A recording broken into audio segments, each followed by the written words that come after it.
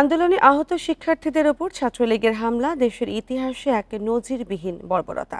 এই হামলায় আহত হন চিকিৎসকরাও।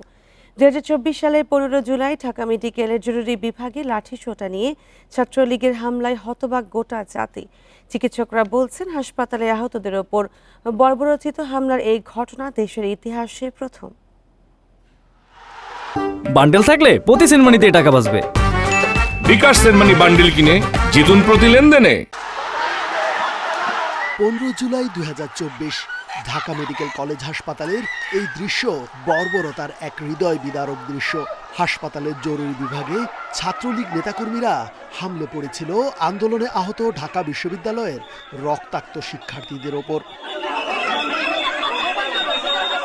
এর আগেও বক্তব্য প্রত্যাহারের দাবিতে 15 জুলাই দুপুরে রাজু ভাস্কর্যের সামনে আন্দোলনরত শিক্ষার্থীরা জড়ো হতে গেলে একই স্থানে বিক্ষোভ সমাবেশের নামে ছাত্রলীগ প্রথম দফা হামলা চালায় আন্দোলনকারীদের উপর। তখনই আহত শতাধিক।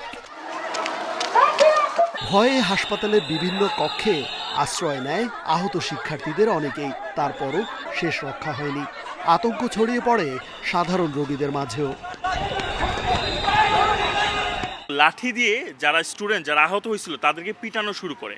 যেহেতু আমি অলরেডি আহত হয়েছিলাম, আমার এই হাতটা আমার দুই সাংবাদিক যে বন্ধু বা সহযোদ্ধা তারা কভার করে রেখেছিল। তারপর আমি তাদের কাছ থেকে নিস্তার পাইনি। তাদের হাতে লাঠি ছিল, বড় বাঁশ ছিল আর রড ছিল লোহার। তখন মেয়েদের উপর আক্রমণ শুরু হয়। তখন আমি বাকি সবার সাথে দৌড়াতে শুরু করি। হাসপাতালে ঢুকে আহত শিক্ষার্থীদের ওপর এই হামলা দেশের রাজনৈতিক ইতিহাসের বর্বরচিত অধ্যায় বলে মনে করে প্রতিটি বিবেকবান মানুষ। যা হতবাক করেছিল চিকিৎসক সহ হাসপাতালের সবাইকে। অনেক ডাক্তারকেও বাধ্য হয়ে ডিউটি ছেড়ে বের হয়ে যেতে হয়েছে। তো এরকম একটা ঘটনা বিশ্বের ইতিহাসে এরকম ঘটনার আর কোনো নজির আছে কিনা আমার জানা নেই। এটাই বাংলাদেশের মনে হয় জুলাই বিপ্লবের অন্যতম একটা বিষয়, যে একটা হসপিটালে যেখানে মানুষকে সেবা দেওয়ার কথা সেখানে এসেও এই বর্বরতা ওরা চালিয়েছে।